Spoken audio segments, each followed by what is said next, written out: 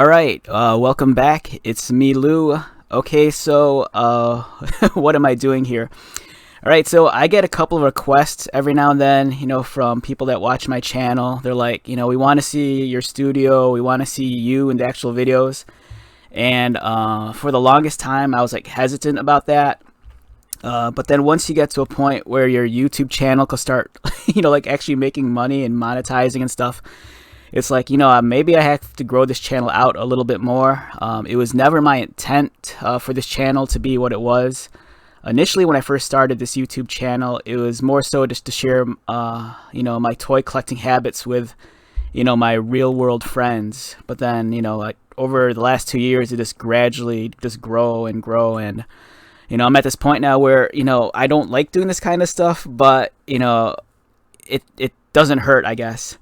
All right, so what we're looking at today, we're gonna do something different. I decided that at least once a week I'm gonna do something like this. It's gonna be kind of like a weekly vlog kind of deal. It's gonna be very raw, unfiltered, unedited. I'm just no outline or whatever. I'm just gonna go through whatever's in my head that's regarding toys and share that experience with you. So I thought I'd kind of run through the process of how my brain works when it comes to action figures. So normally the first thing that hits me in the morning is that I always run to Amazon. This is not an endorsement of so any website I feature on this channel, it's not an endorsement of the website. This is just kind of my way of window shopping, if you will. So I'm going to take you on my journey as we window shop. So normally the first thing I do in the morning, right when I get up, is I always hop onto Amazon, and the first thing I always look up are McFarlane figures, because I'm a big mark for McFarlane stuff. And then I'll just do a search for McFarlane, and then I always check out the newest arrivals and see what's in. And that's kind of how I gauge what's what's normally out for pre-order going through Amazon. I don't necessarily shop directly through McFarlane. Just because for me, Amazon's my one-stop shop for everything, besides toys. If I need supplies for work, stuff for the house, coffee filters, just random things. I love using Amazon, and this is where I do a lot of my toy shopping too. For me, it's kind of cool that I could actually look at a toy online and have it shipped to my house within 24 hours or even the same day. So it's cool. So yeah, the first thing I normally do is I'll come around on Amazon, and here's one trick I like to do is that I like to go to the search form and I go McFarlane sale. So what that does is it pulls up all the action figures that are on sale, which is great. If you're one of those people that you like to budget your money, and you like toys, but you don't want to shell out the full price for it. It's always a helpful thing that in the search form to always type the word sale in there. And then for example on McFarlane, this is what we're pulling up. These are all the figures that are on sale. And what's even cooler is that with some of these action figures, for example, there's the Kyle Rayner Green Lantern. He's normally marked at $24.99 and he's on sale for $17.49, and then there's a $4.37 coupon. So you can apply the coupon, and essentially you're buying the guy for $12 or $13. So that's awesome. So that's something to keep in mind. If you're doing searches, it doesn't hurt to type in the word sale. Let's, for example, do Star Wars Black Series, and then type in sale. And then you get some random stuff in here, and you will find stuff that's marked down. For example, here's Saw Gerrera. He's normally $33.99. He's at $31.77. Palpatine's on sale, and then here's a Vader, the Black Series one. You apply a coupon. So that's kind of one of the things I like to do in the morning. I like to check out what's on sale, because sometimes through Amazon, some stuff might be on sale for limited periods of time. For example, sometimes stuff goes on sale in the middle of the night, and then by the morning it might be gone just because you might have missed it. So that's something to always if you're shopping around and there's stuff you've been eyeballing but you don't want to pull the trigger on it and you're just waiting for it to get marked down, that's kind of a helpful thing. So for me, that's one of the first things I love to do in the morning. I like to check out Amazon and just to comb around, search for toys. And it's a weird rabbit hole, because for me, I could just lose hours on end at just searching for stuff. Like lately, I've been really on this like Batmobile kick, so I'll just like search for Batmobiles, and I'll just be here for like hours, just combing through all the different Batmobiles and trying to figure out what's on sale, what's available, what's in stock, the bootleg stuff, all sorts of weird stuff. So I kind of like doing that. And then once I get my fix of Amazon for a while, I'll jump onto eBay, and then I'll comb around on eBay and look around for stuff on eBay that I might be in the hunt for. I don't buy action figures too much from eBay like I used to, unless there's something that's out of print or something like ridiculously old, or if I'm making a custom. So I'm going to share a custom tip with you. So I go through phases where sometimes I'll make a lot of custom action figures, and I'll hunt for pieces online, to try to get what I need, if I don't have it myself. For example, let's say I'm trying to make like a Batman custom. I might type in something like Marvel Legends belt, and then I'll pull up sellers who are selling, all sorts of accessories, whether it's Marvel Legends, McFarlane, or some other brands. This is how I find like certain accessories I need for a custom. The unfortunate thing is a lot of these prices can be a lot of money, so it's just always helpful just to kind of look for stuff on sale. And if I'm rubbing my face, it's because I haven't shaved in like forever, and it's I never get to this point where I look this like scummy and homeless. So it's like making me crazy. So yeah, that's like one of the weird things I do. Being a collector and a fan of toys, it kind of like lives in my head for like at least a third of the day. I think for me, I'm preoccupied with action figures and toys. For at least a third of my day. It sounds like a lot, but I think for me right now, it's kind of like my go-to when I need to like chill out and not think about like stress and work. So, and I also do I have a YouTube channel about toys, so of course it has to like occupy some of my thoughts. So that's kind of like my routine when it comes to looking for toys. I'm not someone that I don't visit any action figure websites like I used to like way back in the day. I just kind of like keep to myself. Occasionally, I love Transformer toys, and occasionally I'll go to Transformers World 2005. That's where I go for all my Transformers stuff. And I love checking out the website. I love catching up on the news. But the thing I can't stand is that the minute you click on discuss on the boards, and it's like the boards are always swamped with all this negativity, and it makes me crazy, and it's kind of toxic sometimes. And it's like toys for me is supposed to be a fun thing, so that's why I kind of stay away from the message boards and the groups, because I like to keep in like a positive frame of mind with toys and action figures. And it sounds ridiculous, but when you're swamped with stuff like work and real life, it's like I need kind of like that escape, and I think that's what action figures provide for me. And for a while now, people were like, how come you closed your comments on your YouTube channel? And it's kind of like I couldn't deal with like the occasional trolls. And then they were making me nuts, because it's like I said, initially I started the website as a way of sharing my toy shopping habits with my friends, because during COVID and lockdown we couldn't get together, and I was still on the hunt for figures, because when I'm running errands or shopping around for groceries, I'm still hitting the Walmarts and the Targets. So I'm like, I'm still looking for toys, and when I find stuff, I always wanted to share it with my friends. And then, rather than just like sending them photos and stuff, I'm like, one of my buddies, my good friend JC, is like, why don't you do it, reviews on YouTube? So I decided to do that, and my channel just kind of grew organically. And then it got to the point where it was attracting people that I don't know if they have a bug up their butt or something, but they just leave negative comments every now and then. And I'm like, dude, I'm just talking about toys. I don't know what issue you have with me. So I kind of turned the comments off.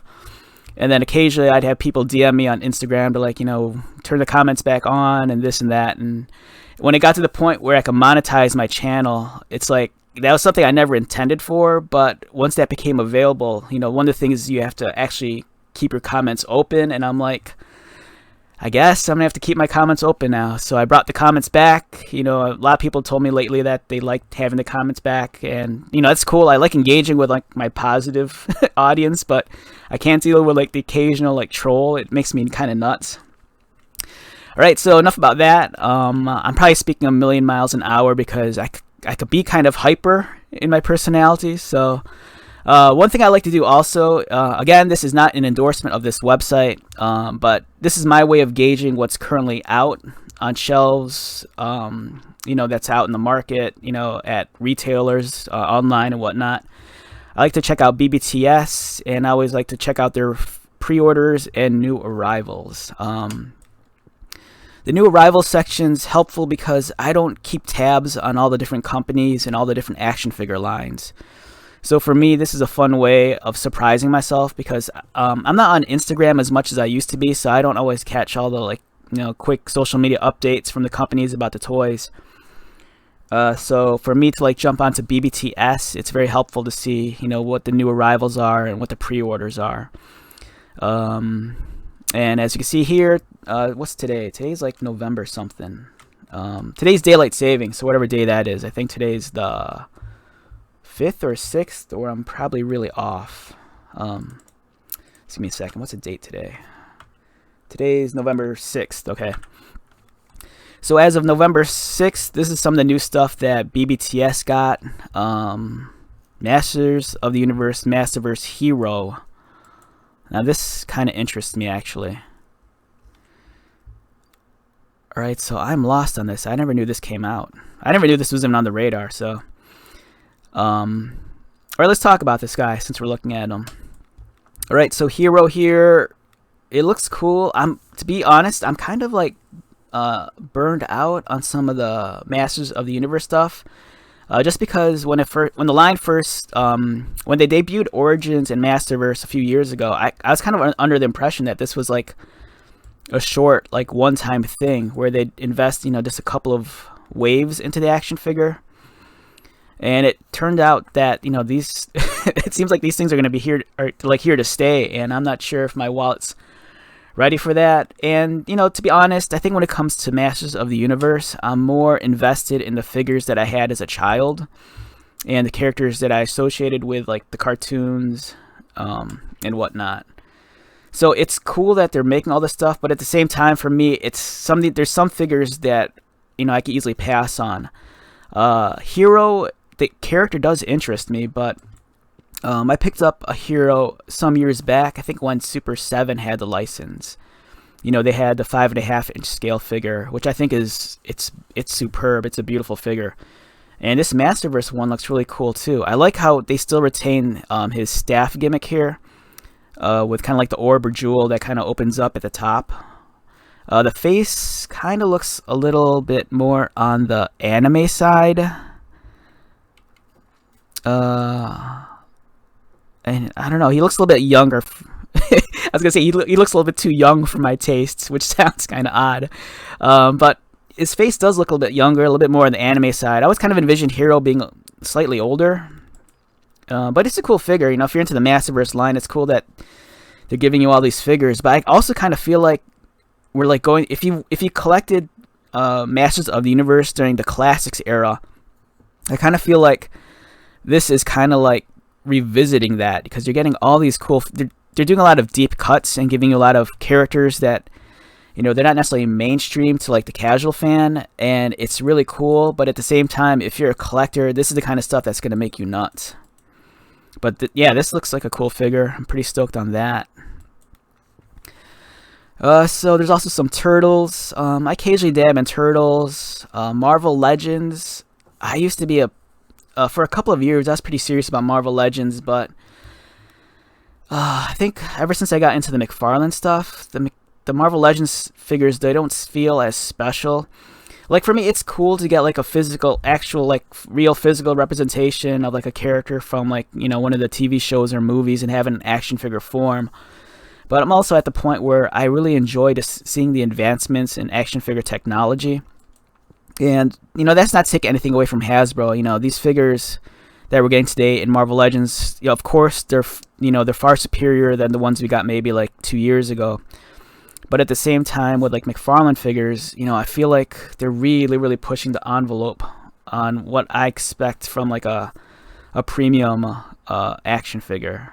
For me, it feels like it's back in the 90s again, when you had companies like Kenner and Hasbro, and Toy Biz, and all of a sudden, on the opposite end of the spectrum, you had McFarlane with, like, producing their Spawn line, and they had stuff like their anime figures and Wetworks, and those were all like on a completely different level than the other companies. And that's what I kind of feel like where McFarlane is right now. I kind of think that the level of engineering and sculpting and the presentation of their figures, they're just amazing. I do have issues with like how they kind of like release action figures. They kind of bait us into buying certain figures more than once.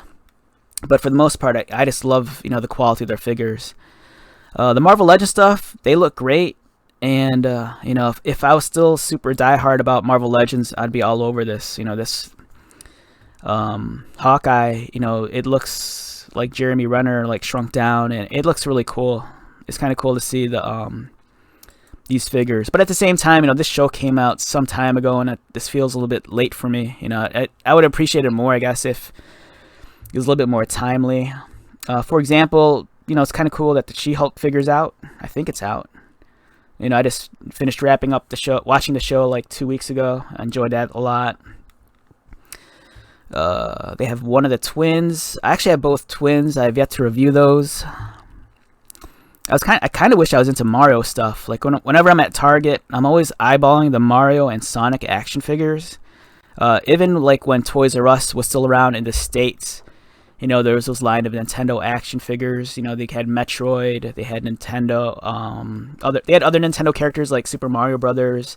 For me, I would always envision just having a small collection of Mario and like Bowser and Peach and Luigi and Toad. And this really speaks to me too, like this cool like playset.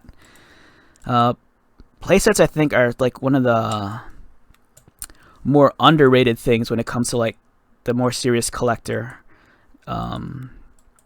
Unless it's like Castle Grayskull or like Eternia, I think a lot of collectors, for the most part, I think they kind of shy away from the playsets. For one, they're large and they take a lot of space, and unless you need something cool to display on your shelf, I think most collectors are just gonna pass on the playsets. But this one's pretty cool. I dig the Toad House.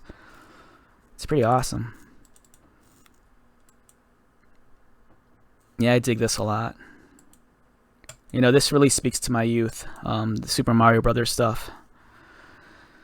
Alright, let's see, what else is there? Acid Rain, this is one of those really cool things. It's one of those toy lines that I've avoided for years. If you're unfamiliar with Acid Rain, they're kind of like a 3 3/4, 4-inch action figure. They're kind of known in like the G.I. Joe collecting community. They're produced by Toy Alliance. And they're really, really cool. For a smaller scale figure, you get all these cool accessories, the detailing, and the paint and articulation is pretty spot on.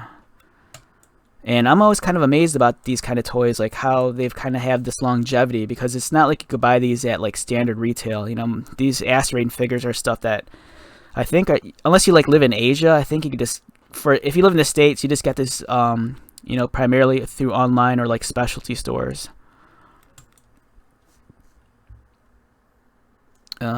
These are cool. I dig these a lot. I've seen these at some of my local stores. The Hot Wheels, Star Wars vehicles. They're pretty cool. They're a little bit more they're larger than the average Hot Wheels. They're about maybe like twice the size, but it's cool because the detailing is there and whatnot.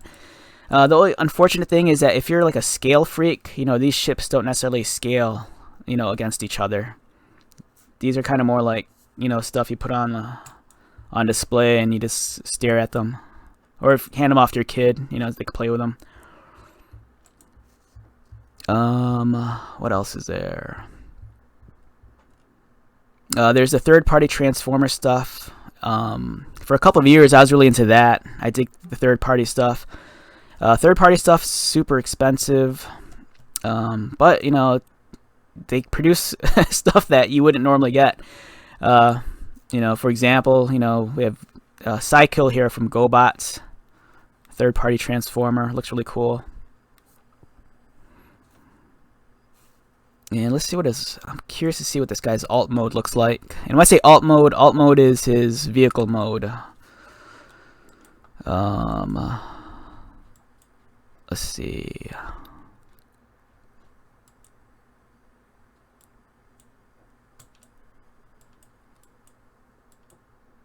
Wow, this is really cool. Yeah, the alt mode's pretty solid. It looks cool. I dig this one a lot. I think, I could be wrong, but I think this is a re-release because this looks really familiar to me.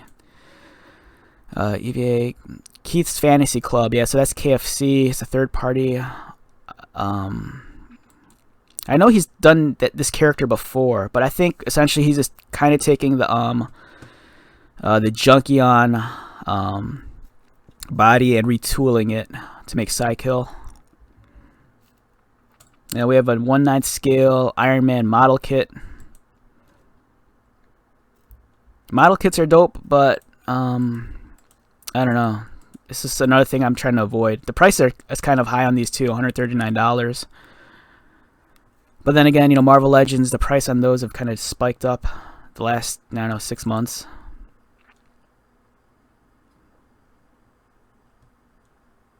This is cool. I dig this a lot. The female version of Tarn. So if you're like a Transformers comic book reader, you'll be familiar excuse me, with the character Tarn. Tarn is kind of like he's part of the Decepticon Justice Division, and he like worships Megatron. But the cool twist on this figure is that they took that character and made a female version of the character, which is kind of weird to say because in Transformers they don't identify necessarily through gender. So it's kind of they kind of do. It's kind of a weird thing. If you read the comic books, you'll kind of understand what I'm talking about. But this is very, very different. They take the Tarn character, which is essentially a very masculine Transformer character, and they kind of like do a 180 and present Tarn as if it was like a fembot, which looks really cool. I dig this a lot. And Mastermind Creations, they produce some excellent third-party Transformers. And I actually have, give me a second, let me grab one real quick. Alright, so I'm not sure if this is on camera or not, but this is, whoops. This is a third-party Masterminds Creations equivalent to Alita 1. It's really cool. I dig this figure a lot. And I dropped one of her pistols. Okay, so let's keep on moving. This video is very random. Like I said, I just felt the need to do this. And this is kind of like an experiment, so I'm sure the format will change as we move along. But so that kind of wraps that part up. So that's kind of like my routine. You know, sometimes I like try to gauge what's out there by jumping onto one of the online retailers. And let's take a look at pre-orders real quick. We didn't check that out. So in terms of pre-orders, oh cool, we have vehicles. So He-Man and the Masters of the Universe Talon Fighter. So this is for the animated series. And it looks cool. It's unfortunate it doesn't come with an action figure, which is sad. We have some Na'vi Pops from Funko. I'm really excited about the new Avatar movie. That looks awesome.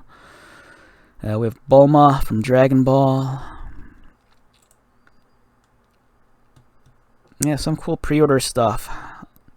There's a lot. Oh, this is cool. Groot. This is from the I Am Groot. So this is from, I believe, the shorts that were on Disney Plus, I think.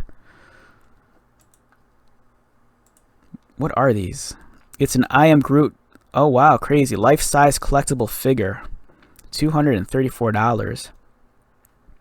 That almost seems reasonable. So I assume it comes with all these different accessories. That's so creepy.